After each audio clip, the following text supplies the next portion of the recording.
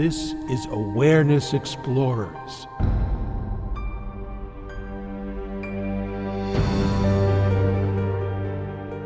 Welcome back, friendly family of Awareness Explorers. I am Jonathan Robinson. I'm with my trusty co-host, BrianTomO'Connor.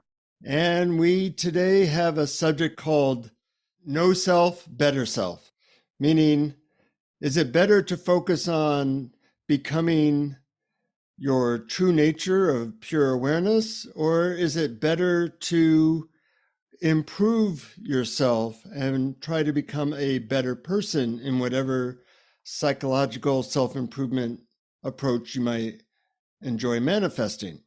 And Brian and I have had this debate kind of on and off for a lot of our episodes, and we decided to duke it out once and for all in a clear-cut debate where I take the importance of self-improvement and Brian takes the importance of, what do you call your ridiculous idea, Brian? Discovering your true nature. Okay, well, when you put it that way, it sounds pretty good. But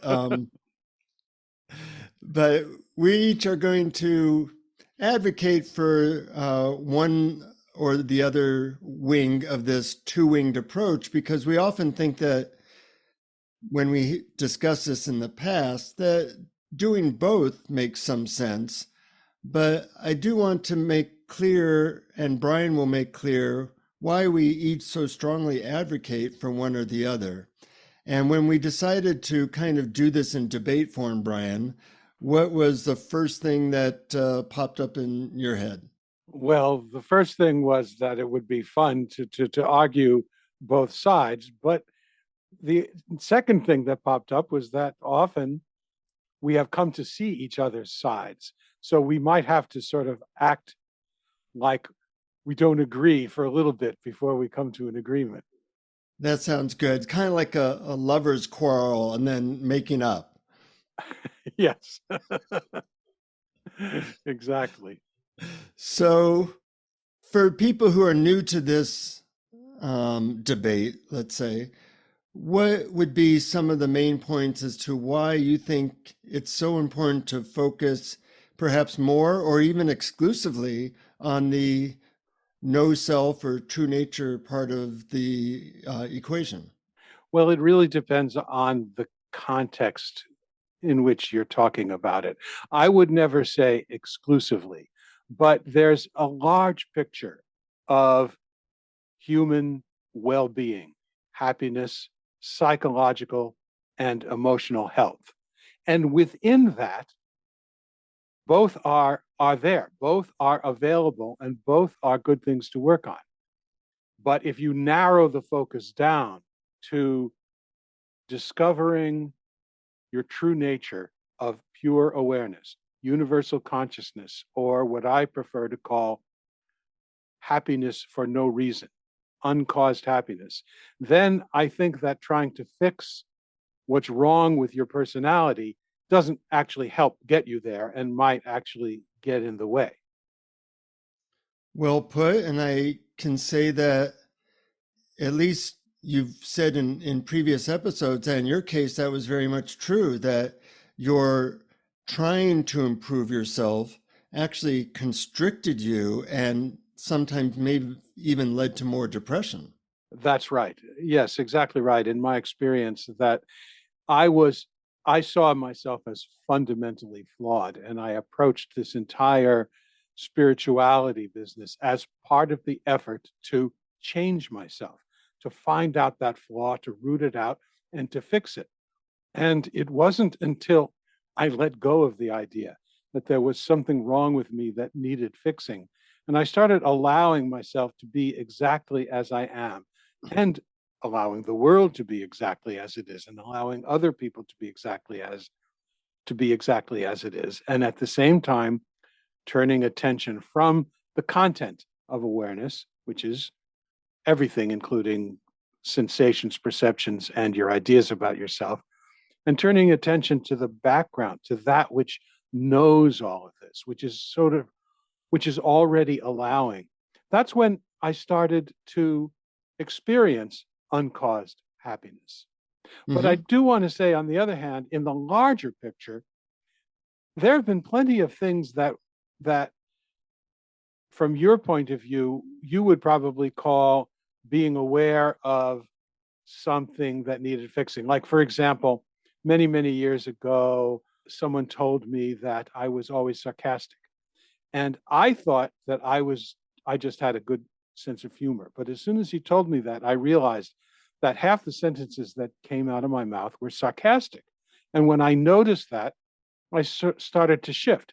Now, I don't think this necessarily improved my happiness, but I bet you it improved the happiness of people that I talked to. That's very interesting. And that's actually one of the reasons why I think it's important for people to always have some effort towards what could be called self improvement, improving the ego, improving personality, but more important, improving behavior. Like your sarcasm was not probably helping you make friends, and it probably was annoying some people. And what I saw, because I spent a lot of years with a teacher that really worked on both sides of this equation, becoming pure awareness and really getting a lot of feedback about your behavior and personality and ego idiosyncrasies that were detrimental to being a servant, to being helpful, to being just a good human being. And I think that, for example, in this group that I was in, we lived together, we worked together, we got to know each other pretty well. And the truth is that people tend to respect people who are very kind, who are very loving, who are helpful. And those traits don't necessarily show up with awakening. You can have a fair amount of awakening and still be very rough around the edges. So I've heard, although I haven't met anyone like that. Uh-huh. Well, because we mostly focus on the cream of the crop. These True. are people who are known teachers like that. But in the awakening sphere, there's a lot of people, yeah, I've been working on awakening and I'm very awake. And yet they don't exude much love. They're not very helpful. And some of their rough edges are like really annoying. And first of all, they're not a really good advertisement for awakening, is one thing. And if you talk to them, they might say, well, all that's illusion. There's really nothing to do, and make various non dual excuses.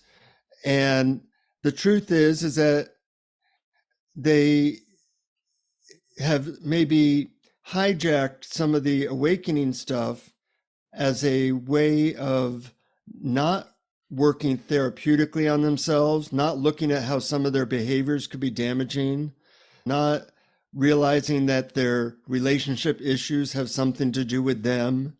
And I want really wonderful human beings. I don't necessarily want awakened human beings. I want people who are full of joy, who communicate well, who, when they have issues come up, they're willing to admit them, who know themselves pretty well.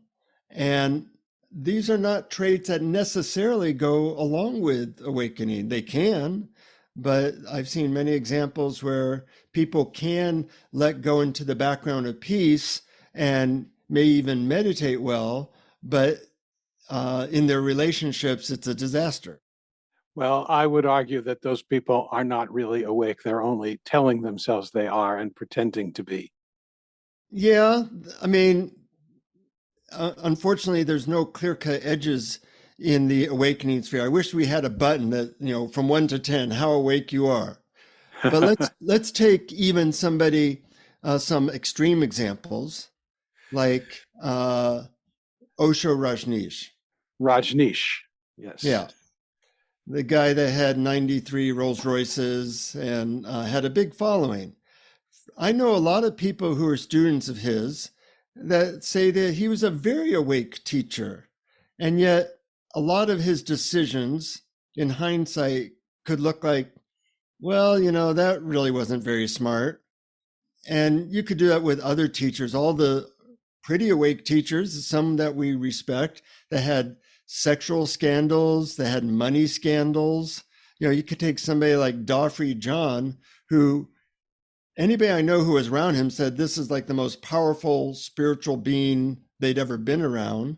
Or me being around somebody like Sai Baba, who could manifest things out of thin air, very awake people who could do really harmful things. Like in Sai Baba's case, he would have sex with teenage boys. And there was no one there to say, hey, this isn't cool.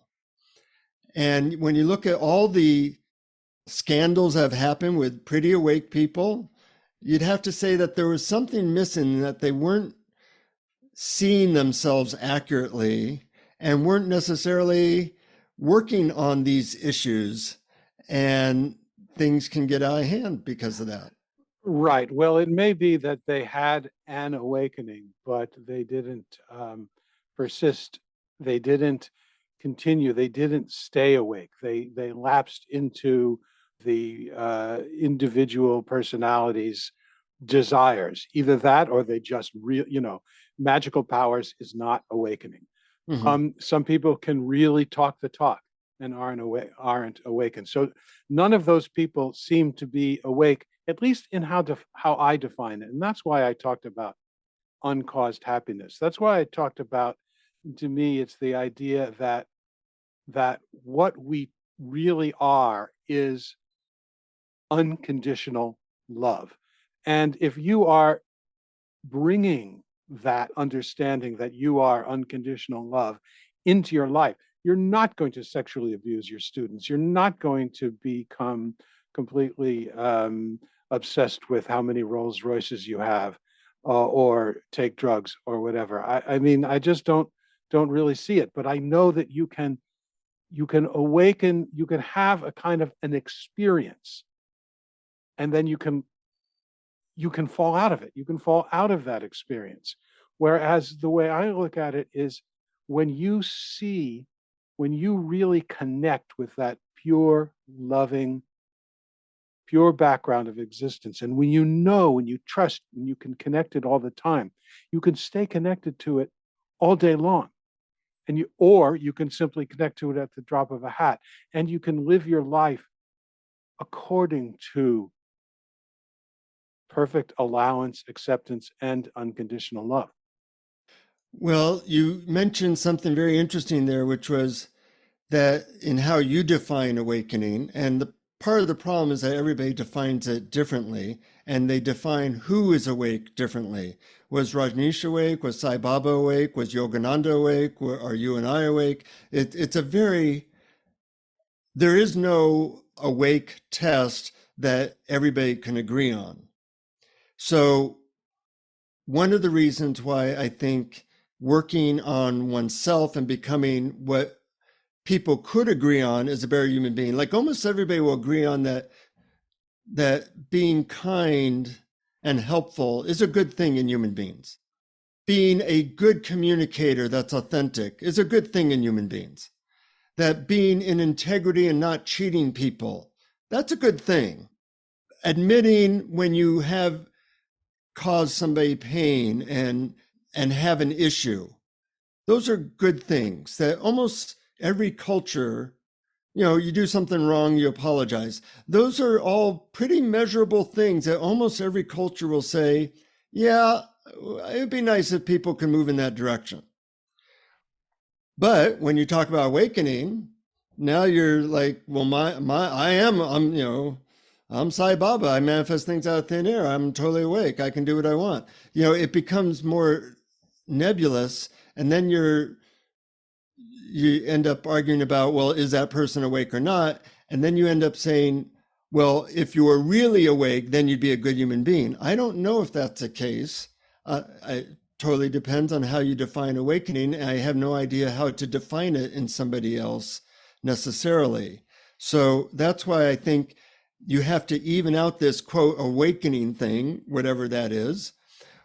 We have our definition, of course, with and you mentioned that people can fall out of it. I think of it as a moment to moment thing. How aware are you of the background of awareness? How aware are you of your true nature? And that can maybe change every minute. But the personality characteristics of good communication skills, good moral skills, tends to be more agreed upon, and therefore a very important part of becoming a full human being. And as long as it doesn't interfere with awakening, I think it's always important to be working on it to some extent. Well, absolutely. I mean, kindness, understanding, good, authentic communication, these are all great things. But when we've had these arguments, it's not because you have said, I think kindness is a good thing. It's because you have said, I spent 20 years where we all told each other what our flaws are and tried to fix them. And that's the part that seems to me, that's really getting in the way. That's really something that Adyashanti used the term rearranging the deck chairs on the Titanic. Uh-huh. It's not about fixing anything. When you are focused on what is wrong with you and what needs to change, you are missing the golden opportunity to see everything as it is in reality and allowing it and accepting it in this moment. And when you pass that up, you're missing, well, I'll just repeat it, you're missing a golden opportunity. And to me, that is awakening, because that leads to unconditional love. And if you are connected to unconditional love, kindness comes naturally, understanding and compassion comes naturally. Well, I do agree that those will come naturally if you are connected, but communication skills, I don't see that coming naturally. The ability to take good care of your body, I don't see that coming naturally. Yeah, but you're talking apples and oranges. This is, that's like saying, okay, I can either be, I don't see how keeping a floor clean is going to help my reading skills. It's just, they don't have anything to do with one another. Yeah, that's what I'm saying, that some very important things don't come with awakening. I once had a conversation with Ramdas about this, and I asked him, why do you think you have a stroke? Yeah, and his idea about that changed over time. At first he thought it was his guru's grace, and then he got all depressed about it. And then he said, last time I talked to him, that I wasn't taking care of my body. I thought all you really need to do is focus on awakening and everything else will be taken care of. And the truth is, we have bodies and we have to figure out ways of taking care of them. And we have to figure out ways of being moral. And we have to figure out ways of handling money and all these things that are part of being a good human being in modern day life. And if you're missing any of them, there can be repercussions. So I think that kindness and certain qualities can come with awakening, but other important qualities don't come with awakening. Yes, but you see, the thing is, you are assuming that I am saying that you focus on awakening and you do not focus on those other things. I'm saying all those other things are very important and they're in a completely different category. Okay. And I'm not saying that awakening helps those things. And I'm not saying that those things helps awakening. I'm saying they're apples and oranges. I'm saying that connecting to the universal self, as opposed to the individual body, mind, personality self, is a key to untold, unconditional, causeless happiness and joy. And that's great. Now, let's say you're still working on that. Let's say that hasn't happened. There's nothing wrong with learning how to take care of your money. There's nothing wrong with learning how to be a better communicator. There's nothing wrong with learning how to forgive other people, learning how to be compassionate. All that stuff is great. But I just don't see that one causes or affects the other. That's my point. Well, I don't necessarily see that they affect or cause each other. So you're looking at it from the large So if I zoom back and look at the large perspective, let's just call it human happiness. You've got all the things that you're talking about on one side, which are kindness, self-respect, respect of others, dealing with others, communication, money skills, bodily health. Great. And then there is searching, looking inside and connecting with universal beingness. Those are all can be included in that big picture. We only differ when we zoom down to the small picture of connecting with your beingness, where I think that the other stuff is actually not related to that. That's all. Yeah, Not I'm saying it's bad and you shouldn't do it. You should. It'll make your life and everybody else's better. So let's talk about the area where we tend to disagree. And I do agree with you that when talking about beingness, trying to improve something is an obstacle. You know, if you're trying to just be and be with what is, then trying to change what is an obstacle to being with what is. So we're in agreement there. But then it comes down to like a method. So when I've talked about being in a group where we gave each other what could be called critical feedback, for me, that worked pretty well, but I could see that it doesn't work for everyone. Now, a problem is that most of the people I know into awakening, they don't have the skill of accepting critical feedback in a way that is helpful to them. And without any feedback loop, without any feedback, you can go off the rails pretty easily, which is what I think happens to a lot of these teachers, is they're not getting real world feedback. So somehow they think, well, this and this and this is okay. And they end up having sex, money, scandals, etc. So I think feedback is important for people being really good human beings and for even staying on the path of awakening. Although I can see that for other people, it really doesn't work. You know, I work a lot with people in therapeutic modalities and work a lot with people who I guide through MDMA sessions. And I get to see that some people have this self-critical loop in their head that anything you say to them that could be construed in a negative way just feeds into that loop. And they get caught in that eddy and they don't have a way out. And for those people, you know, I tell them, you got to learn to accept yourself or something, you know, that feedback doesn't work for them. And it sounds like you had that experience as well.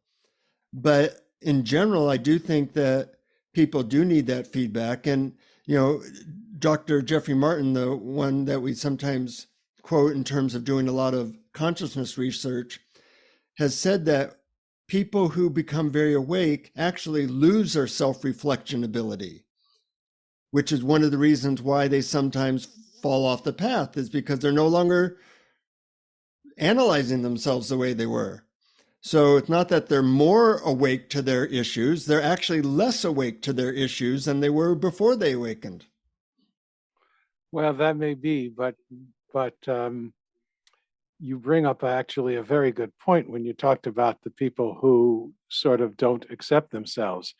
And you're right that it's not necessarily one size fits all, because there are different types of person. If you are the type of person who is completely focused on your unworthiness, then learning your faults and flaws is not going to help. But totally agree. But there are people who are not like that.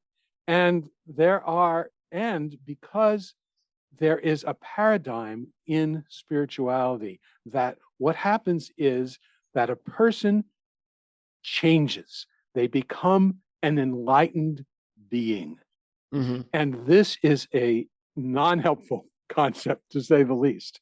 And we look upon the teachers as an enlightened being. Therefore, we remove any criticism. They're perfect, they're wonderful.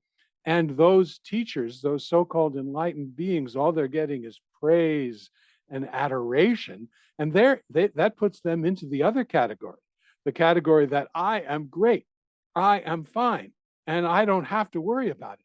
But in both cases, the common denominator is the focus on the individual self and their personality. And that's what we're not.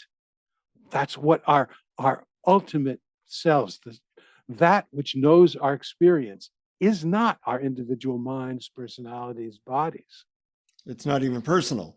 It's not even personal. Right. Yeah. Yeah.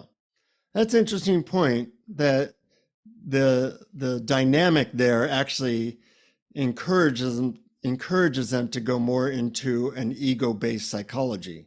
Yeah, yeah. And that's why when we talk to so many people that we interview on the show, I like to pick people that are really unpretentious, that really just are sincere and authentic people. And, when you talk to people like Locke Kelly and Aja Shanti and Rupert Spira and Gangaji was last. Gangaji, yes, Yeah. Angelo DeLullo, you see in their eyes and in their being, you see an authentic joy, an authentic sense of love, an authentic sharing of our shared nature.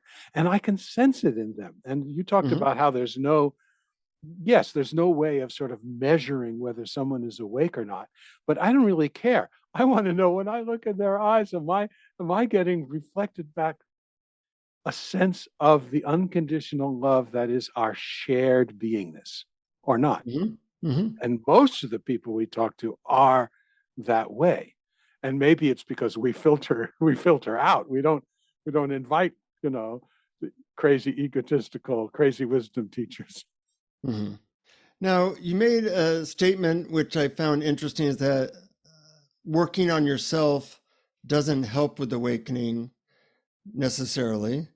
And I think for some people, and we've said this before, that there's different people that need different things. But an analogy I've used is that when I started on this path, I had a backpack full of heavy rocks from my childhood, from having a difficult childhood, etc. I had a bunch of issues. And through therapy and my spiritual teacher and feedback, those rocks got lighter and lighter. And I threw some of those rocks out, so that when I entered more into awakening, it wasn't such a dramatic shift. It was like I was already a lot lighter. And then you just kind of take the final step into that you're letting go of all identification with ego. So I see that in many cases, if done right, self-improvement type thing, a better self, can actually lead one to the doorstep of awakening. And in some cases, it can lead away from the doorstep of awakening. By getting all self-critical and all, I should be this, and feeling guilty and all those things. I've seen both happen. Right. But I did want to put that out, that if done well, some of these, traumas and issues, things, they just kind of, you work through them so that they're not taking so much bandwidth and mental space, and all that's left is awareness. Yeah, I can see that point, and particularly if it leaves less conceptual thought about yourself and your personality. If your therapy really just encourages you to think endlessly about yourself and your personality and your experience and your emotions, then I don't think it's helpful. But I also experienced a similar thing to your rock analogy in regular, normal psychotherapy, where a safe place to have my emotions was provided. And spiritual bypassing is using spirituality to prevent yourself from experiencing your emotions. And we know that does not work. We know that part of allowing is allowing how you feel, not having an idea of how a spiritual person should feel. And so that was helpful. It didn't go all the way. It didn't completely erase depression the way happened the way it happened when I discovered non-dual spirituality, but it really let a lot of the steam off, a lot of the pressure. And Mhm. and yes, that really helped. So in a way, I think we might share a point of view that we sort of put slightly differently here. Damn it, I think we're coming to more agreement again. Oh, darn. We can't help it. No, we need to duke it out a little more. You're wrong, Well, Jonathan. the problem is we've both worked on ourselves enough that we can hear each other. Now, had we not done that, we could really duke it out. But Yes, and then we actually see ourselves as each other ultimately. uh-huh.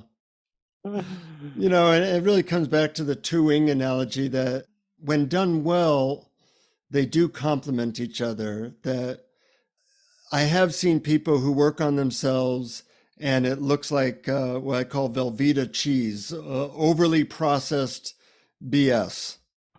Right. And I've seen when it doesn't go well in the other way, that somebody claims to be awakened and it is either just feeding their ego or they haven't really tuned into the higher qualities of awakening, more subtle qualities, such as if we're all one, you want to be moral, you want to golden rule and that type of stuff. So some people, whether they're not really awake or they just miss that quality, they're not getting the full benefit of it. So in a way, having a healthy combination of the two, if that's possible, if that works in you, however you do that, is kind of a safeguard to keep you more stably on the path, which we've all heard is straight and narrow to some extent. Yeah, and what you describe also can be supported by the concept that Jack O'Keefe introduced in one of her books, and we talked about on the podcast, which is non-denialism. And what Yes. happens is, and this is actually a true phenomenon that I can recognize and have seen, that we get the idea that to be spiritual or to be awakened or enlightened or to experience non-duality, that the body, the personality, the physicalness, the relationships, these become unimportant. They become denied. They become, we think of them as not non-dual. Oh, wait a minute, the body, that's dual. That's not non-dual. And so we sort of take all these things and we put them out of our minds. And that's, I think, a misunderstanding, because the central paradox of non-duality is that non-duality includes the dual. And Yeah. we are human beings, and we are, as such, imperfect. So it's a fine line to walk between the allowance and acceptance of our imperfections and our saying, well, the only thing that exists is pure consciousness, so I can do whatever I want, which is an equal misunderstanding. But I think that with direct, wordless, concept-free experience, we can connect with something so much bigger and huger and larger than ourselves. And that's what I'm talking about when I argue my side. But it's not to say that your wing of the plane should be ignored. No, we want to live happy lives, and we want the people around us to be happy. We want harmony. We want to live in sympathetic vibration with the world as it is. And the world as it is now could use some very helpful, awake servants to actually be doing things to try to improve the world, or at least make it more livable. I like the term human beings. We're all human. We all make mistakes. We all could be better at being a human. And we also are beings, or divine beings, or whatever you want to call that, where we are connected to something bigger than just our animal body. And you put those two things together in a person, and it's really beautiful when that happens. Yeah, I can see that. And if I see that in a person where they all come together, it is beautiful. Mm-hmm. And we've been honored to be able to talk to a lot of those people and be inspired by them. And I think we need more of those role models, more of those people where we go, well, they're really deeply human, and I can feel their divine essence and how they are. And the two together is really like a plane that soars. Yeah, yeah. And my only caveat is none of what you say is wrong unless it's conceptual, unless it's just thoughts, unless we're just doing a lot of thinking about it. And Yeah. that's the thing that leads us astray. It's not the desire to be kind or the desire to be healthy. It's all that thought which doesn't reflect reality as it is, the oneness of all things, because language is the tool of separation, and that's what it's for, but that's why it can never really represent reality. Mm-hmm. Yeah, they call it a razor's edge for a good reason. It's hard to do these things in a balance that works, that sometimes you're going to focus on one, sometimes you might need to focus on the other just to rebalance you. But certainly hearing these concepts and having friends that help you can be really important. And so that's why one of the reasons we encourage people to tell your friends about this. We need all the help we can get, and as Ram Dass says, walk each other home. And I'll just say thank you to all our Patreon supporters for walking us home so we can keep doing this. We really appreciate it. And if you want to support us in that way, go to patreon.com/awareness explorers. And we send blogs and extra meditations and extra excerpts to all our Patreon friends. And thank you again for your support. Any last words about this before we do a meditation? Well, I think it's kind of funny that we set it up as a debate, but this always happens because now I feel like, oh, okay, so let's include it all. Yes. Let's not say this good, that bad. Well, even the fact that we say that they're two things is already a step away from reality. It's all one. It's all connected, and so the fact that we go full circle that way means that we are probably coming back to a bigger truth. Exactly. Yep. And of course, because it's my turn to do the guided meditation this episode, I get the last word because I can do a guided meditation based on my wing of the plane. But don't forget to be kind and take care of your body.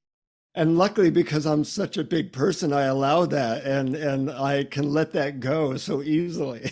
Yes, I admire you for that, Jonathan. You have a great personality.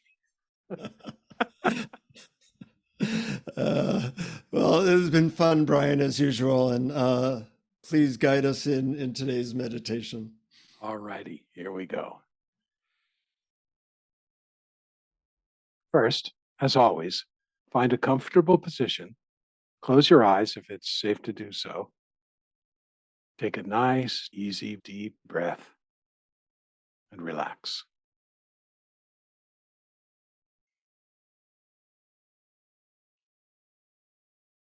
Take a brief inventory of your current experience.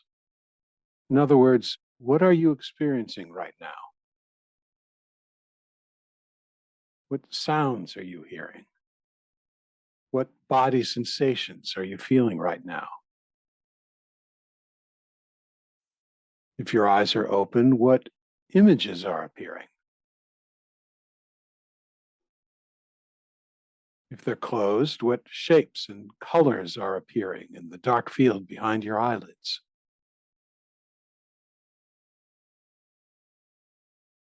What emotions are you feeling right now?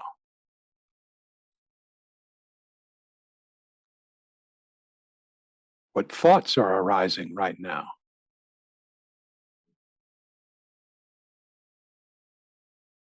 Gently shift your attention from the contents of awareness to pure awareness itself by asking yourself, in what clear, open, mirror-like field do these experiences appear?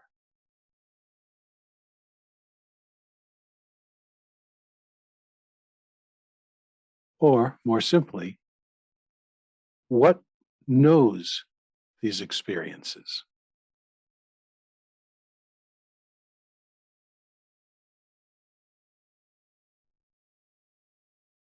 Now, turn your attention to your sense of yourself as an individual.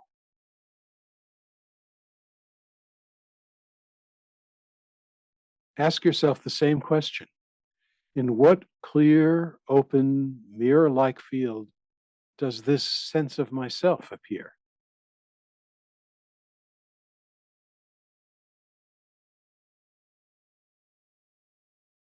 Or simply, what knows this sense of myself?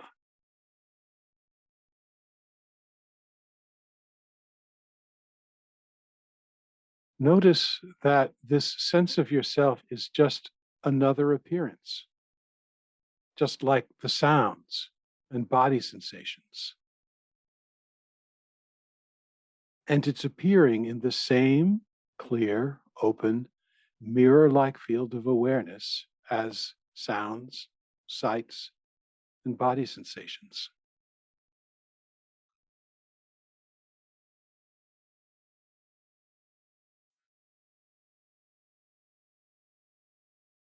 Now, take a look at this sense of yourself, this quote unquote me, and see if there's something wrong, something you don't like, something that needs to be fixed.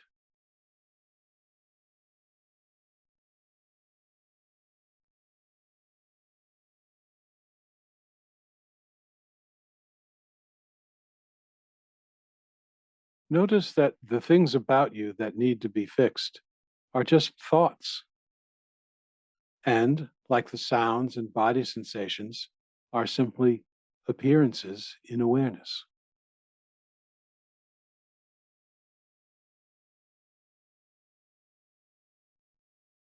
And these ideas of the things about you that need to be fixed are appearing in the same clear, open, mirror-like field of awareness, along with everything else that's appearing: thoughts, sounds, body sensations, sights, feelings, all appearing in the same field of awareness.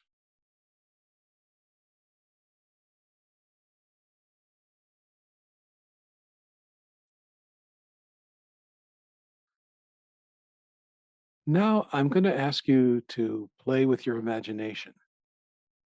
And I'm going to ask you to play without any sense that you have to believe anything you imagine. Allow yourself the freedom to imagine anything at all without having to decide if it's possible or not, or if it's true or not. Imagine that everything about you that you feel needs to be fixed has already been fixed.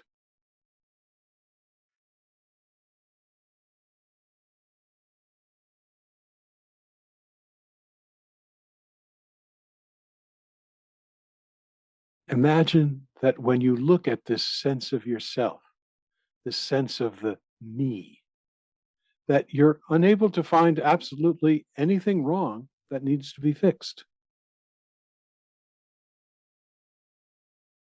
Just imagine it. No need to believe it's possible.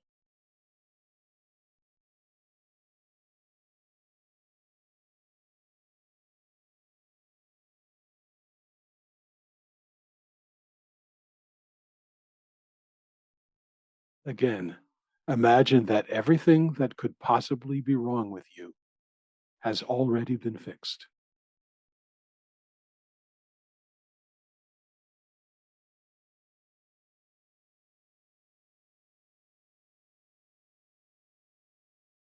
Who would you be?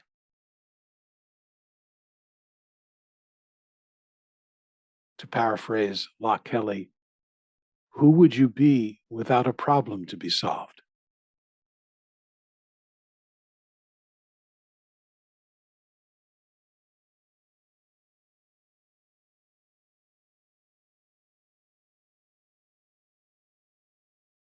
Notice your thoughts. Because all ideas of fixing anything are thoughts about the past and the future. Ask yourself, what can I notice about my current experience without thoughts about the past or thoughts about the future?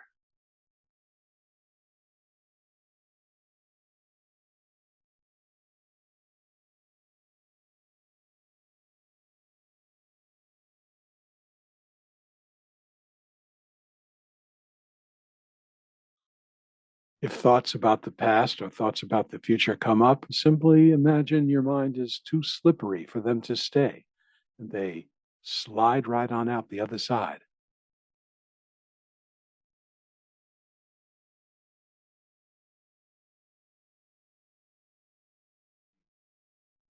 Nothing wrong, nothing to fix, no thoughts about the past, no thoughts about the future.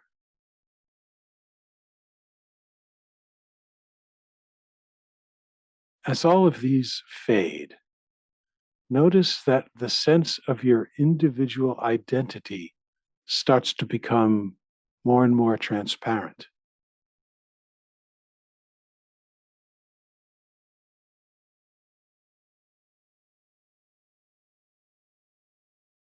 Again, ask yourself, who would I be without a problem to be solved and without thoughts about the past or thoughts about the future?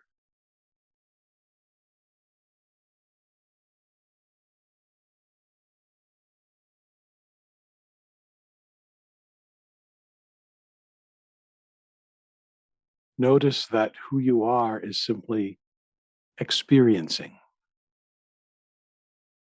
The pure happening of experiencing whatever sensations and perceptions are appearing right now, right here. Being, experiencing. Wordless, concept-free, problem-free knowing of experiencing.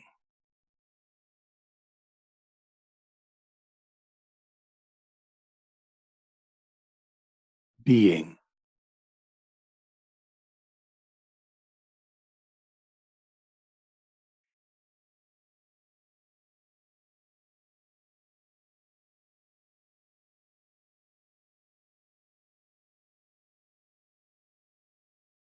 Now,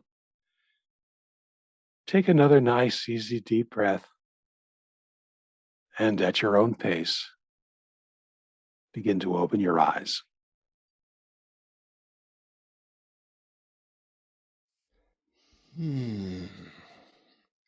Powerful as usual. I liked your question. Something about who would you be if you had nothing to fix, or how would you put that? Yeah, well, who would you be without a problem to be solved? Hmm. That's a paraphrase of Locke Kelly's quote, which is, what is here now if there's no problem to solve? Hmm. And you can use that if that works better for you. One time in one of Locke's weekend retreats, he asked that question, and I heard it. I'm sure he said, what is here now if there's no problem to solve? But somehow in my mind, I heard it. Who would you be if there's no problem to solve? And I realized that the sense of the separate me is made up of my thoughts about problems that need to be solved. And without them, I realized that what I am is just pure beingness, that all the other stuff is just thoughts. Yeah, it's a great technique and a very direct. And you realize that's what the mind does. It's always looking for problems and trying to solve them. And there's something beyond that. I guess that's its job, and we shouldn't, get down on it for doing its job. But as Pamela Wilson used to always say, thank your mind for its opinion. and suggests early retirement. And then just rest as being. Yes, yes. Well, that's a good note to rest on for us. May our listeners be resting deeply in their own beingness and humanity as well. Until next time, keep exploring. Keep exploring. Thank you for listening to Awareness Explorers. To learn more, you can check out our website at awarenessexplorers.com. Please subscribe to our podcast on your favorite podcast app. We'd love it if you would post a review. And please share our link on Facebook and with family and friends, because knowing yourself as awareness is the greatest gift you can give yourself or someone you love.